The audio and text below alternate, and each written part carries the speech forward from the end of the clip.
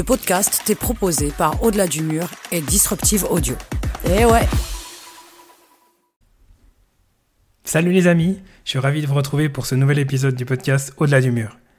Aujourd'hui, c'est le grand jour pour Mathieu Clément, le départ de la TDS. Dans cet épisode, il revient sur sa X-traversée du Trail Verbier Saint-Bernard, 10e malgré une cloque au pied. Un rappel qu'il y a des jours où rien se passe comme prévu, mais qu'il faut continuer à avancer. On parle aussi de sa convalescence et de ce sur quoi il avait prévu travailler durant ce dernier mois de la préparation pour la TDS. Et surtout, de ce que toutes les courses auxquelles il a participé depuis le début de la saison vont lui apporter pour cette dernière étape avant son grand objectif. Un épisode pour plonger dans l'état d'esprit d'un ultra-trailer juste avant le départ. Je vous souhaite une très belle écoute. Bienvenue dans Au-delà du mur, le podcast pour tous les passionnés de course, qu'il s'agisse de bitume, de nature ou de piste. Que vous soyez débutant ou coureur aguerri, nous explorons ensemble la préparation physique et mentale, la nutrition et la santé pour vous aider à atteindre vos objectifs. Si vous cherchez des conseils pratiques, des témoignages inspirants et des discussions captivantes, vous êtes au bon endroit. Préparez-vous, votre voyage au-delà du mur commence ici. Bonjour Mathieu, comment ça va? Hello Hugo, bah écoute, ça va bien, ça fait plaisir d'échanger avec toi à nouveau. Comme toujours, c'est vraiment un immense plaisir de te suivre dans cette année. Ça fait 7 mois qu'on a débuté cette aventure et aujourd'hui, on peut dire on est un peu à la mi-chemin. Voilà, le temps passe vite quand même. Hein. Voilà. Ouais. C'est pas moi qui me suis entraîné à ta place, mais je serais tenté de dire que c'est fini la rigolade, quoi. Ah là, c'est fini. Là, les choses sérieuses arrivent gentiment. Hein. Ça, c'est sûr. T'as remporté la X-Alpine en 2023, donc c'était 140 km ouais, exactement. Dans le cadre du week-end. Cette année, tu termines 10e de la X-Traversée. T'as dû lutter contre une cloque au pied, donc comme j'ai cru le comprendre et que comme t'as pu le dire dans le cadre du débriefing à chaud qu'on a enregistré directement sur place, comment ça s'est passé pour toi? Bon bah ça a été une journée, comme on en a discuté, très très compliquée, une belle erreur d'amateur, là, on peut bien le dire quoi. Ça, à cause d'un tape, ça m'a provoqué une cloque après 15 km. J'ai direct enlevé le tape, mais le mal était fait quoi. Puis, au début ça allait encore parce que j'avais encore la peau qui protégeait la cloque quoi. Puis mais à un moment donné la peau elle s'arrachait. Puis là c'était un calvaire jusqu'à l'arrivée quoi. Il y a un calvaire de 40 km environ quoi. C'est dommage parce que je pense que la forme était vraiment bonne quoi. J'avais des super sensations en montée, en descente. Je m'en sortais bien, j'ai jamais eu un seul coup de mou donc c'est bien regrettable quoi. Mais bon ça prouve par contre que l'entraînement le paye et puis que la forme est plutôt bonne donc ça me rend confiance quand même pour la suite quoi. On a l'habitude d'entendre et de voir des sportifs d'élite quand ils ont des difficultés et puis qu'ils se trouvent dans une course qui n'est pas une course principale, d'abandonner.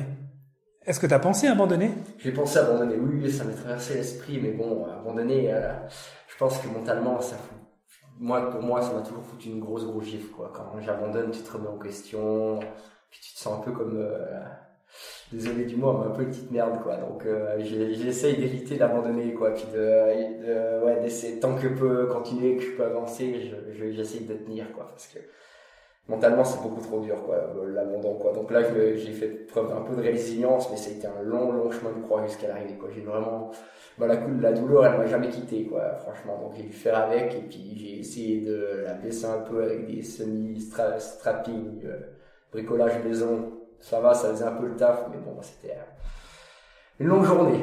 Voilà. Je comprends tout à fait. Et avec le recul après une semaine, qu'est-ce que tu retiens de cette participation à cette X-traversée? Alors tu disais que la forme était là. Alors malheureusement, t'as pas pu exprimer toute l'étendue de ton talent, surtout quand on voyait qu'au niveau du classement, t'as commencé peut-être avec un peu de prudence. Voilà. Et puis progressivement, on a vu que sur le parcours, tiens, Mathieu, il est dans le top 10, donc ça veut dire qu'il est en train de fournir son effort. Et ensuite, on voit que ça dégringole un peu. Mais qu'est-ce que tu retiens de ce week-end à Verbier? Après avoir passé quelques jours à vouloir me taper la tête contre un mur à cause de mon erreur, j'ai retenu plutôt que tous les entraînements faits en amont, ça paye, que la forme elle est vraiment là. Je pense que niveau forme, je me suis jamais senti autant bien en forme quoi. Je le sens très bien à l'entraînement quoi. Les sensations sont superbes quoi. Du coup, c'est ce que je vais retenir pour la suite, puis ça me met plutôt en confiance pour attaquer le gros dernier bloc de prépa là qui approche. Parce qu'on t'avait débuté cette année de manière atypique, comme on en avait parlé lors du premier épisode de ce hors-série, par des courses sur route. Ouais. Ça t'a plutôt bien réussi parce que t'as enchaîné directement avec la montagne. T'as participé à l'Ultra Trail du Mont Fuji, avec quelques pépins de santé également, mais à nouveau la forme avait l'air d'être là. Donc qu'est-ce qui va te manquer ou qu'est-ce qu'il faut que tu arrives à réussir? Quelles sont les conditions à réunir pour être au top et que tout se passe le mieux possible pour toi dans un mois? Bah là maintenant le but c'est, je pense que la forme elle est là, puis normalement si tout va bien elle devrait pas trop me quitter quoi. Là il faut juste peaufiner ces trois dernières semaines, puis après arriver à surtout savoir bien lever le pied 1-2 semaines avant la course quoi, pour arriver avec le plus de fraîcheur possible. Puis après qu'est-ce qui peut provoquer ma chance quoi, bah, disons que faut arriver avec un bon état d'esprit, et puis éviter des petites erreurs de débutant là, puis ça devrait déjà être pas trop mal quoi. Puis après faut comme je le dis toujours en ultra, il faut une part de réussite quoi. Donc j'espère que les planètes elles sont alignées, mais je vais tout faire pour les aligner le mieux possible quoi. Voilà. Au niveau alignement, la cloque c'est un caillou dans la chaussure, si on peut dire ça comme ça. Comment est-ce que tu gères la finalisation de ton entraînement à ce niveau-là, pour éviter justement de perdre trop la caisse que tu as travaillé ces derniers mois? Bah là j'ai fait une petite semaine pour soigner la cloque. Bah j'ai plutôt fait du vélo quoi, histoire d'optimiser la cicatrisation. Puis voilà, maintenant j'ai été testé en courant, puis ça passe sans douleur, donc je vais de nouveau pouvoir bosser dessus. Moi je vais la protéger un peu bien sûr pour éviter de provoquer une deuxième cloque, mais voilà quoi, là ça va être je vais aller reconnaître la TDS pour mettre un peu en confiance, puis savoir un peu surtout à quoi s'attendre. Puis voilà quoi, ça va être un peu quelques sorties longues, et puis histoire de bien pour c'est vraiment la forme est là, c'est juste pour finir maintenant quoi. Voilà quoi, c'est pas, il faut faire gaffe à pas trop en faire quoi. Des fois on a tendance à dire allez je charge, mais des fois il faut pas la goutte d'eau qui fait déborder le vase quoi. Voilà. Effectivement, tout en conservant cette dose quand même d'intensité pour éviter de trop se relâcher aussi. Ouais, oui, exactement, ouais. Oui, c'est important quand même faut pas rien faire quoi. Faut quand même garder, faut des rappels de vitesse, ça c'est sûr, en plus du volume quoi, pour garder la caisse quoi, garder le cardio quoi. Parce que le but c'est de courir quand même plus ou moins vite, le plus longtemps possible quoi. Donc, il y aura quelques piqûres de rappel d'intensité, du volume, et puis, bien lever les jambes, puis après, c'est un gros travail mental aussi quoi. Faut arriver avec de l'envie de partir à l'aventure, l'envie de vivre une journée d'or quoi. Voilà, puis on sait que l'ultra c'est 60% mental, 40% les jambes, donc c'est important que la tête elle soit prête surtout quoi. Mais là j'ai vraiment envie, donc je me réjouis vraiment de cette TDS, et puis je pense pas que ça va trop changer d'ici un mois, donc il n'y a plus qu'à peaufiner quoi. Puis tu t'apprêtes d'ailleurs à partir dans quelques jours, pendant 3 semaines, pour reconnaître notamment le parcours sur 3 jours. Tu vas aller rechercher quoi au-delà de la reconnaissance pendant ces 3 prochaines semaines? Bon, alors après, je vais aller avec un copain, un pote. Du coup, ça va être aussi 2 semaines de partage, quoi. On va bien rigoler, on va partager des heures ensemble dehors, quoi. C'est aussi ce que j'aime dans ce sport, quoi. C'est partager, quoi. Puis, vivre des belles aventures, quoi. Parce que chaque entraînement, quand tu pars 5-6 heures en montagne, c'est une petite aventure en elle-même. Donc, franchement, c'est juste maintenant, c'est profiter d'être dehors et puis profiter de la montagne. Et, bien sûr, il y a des jours où on aura un peu mal aux jambes, mais bon, voilà, quoi. Avec les années d'expérience, là, je commence à savoir un peu à quoi m'attendre, quoi. On sait que la TDS, c'est une grosse entrée avant ton objectif principal, qui serait à la Diagonale des Fous, qui aura lieu en octobre, donc dans 3 mois. Est-ce que tu as prévu de tester quelque chose pendant la TDS en vue de la Diagonale des Fous, ou est-ce que c'est finalement une Diagonale des Fous 2 mois avant la Diagonale des Fous? Bah voilà, en fait, comme on a discuté en début d'année, là, le but c'était de monter en puissance au fur et à mesure des courses et au fur et à mesure de l'année, quoi.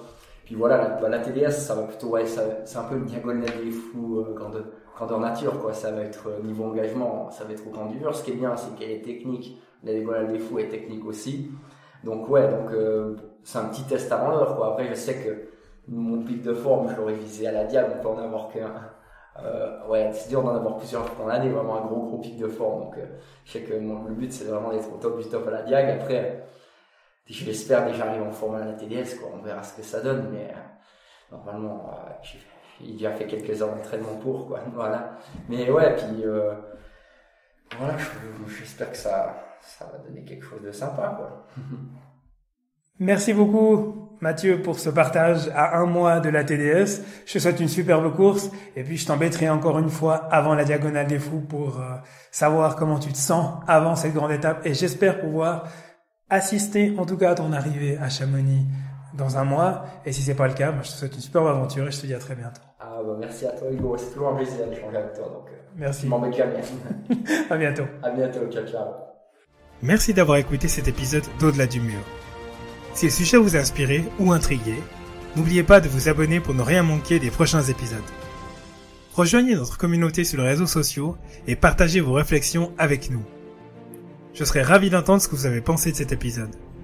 Et si vous avez aimé, pensez à laisser un avis 5 étoiles sur votre plateforme d'écoute préférée. Ça m'aide énormément à faire grandir la communauté d'Au-delà du mur. À très bientôt pour une nouvelle exploration de l'autre côté du mur. Jusque-là, continuez à questionner, à explorer et à repousser vos limites.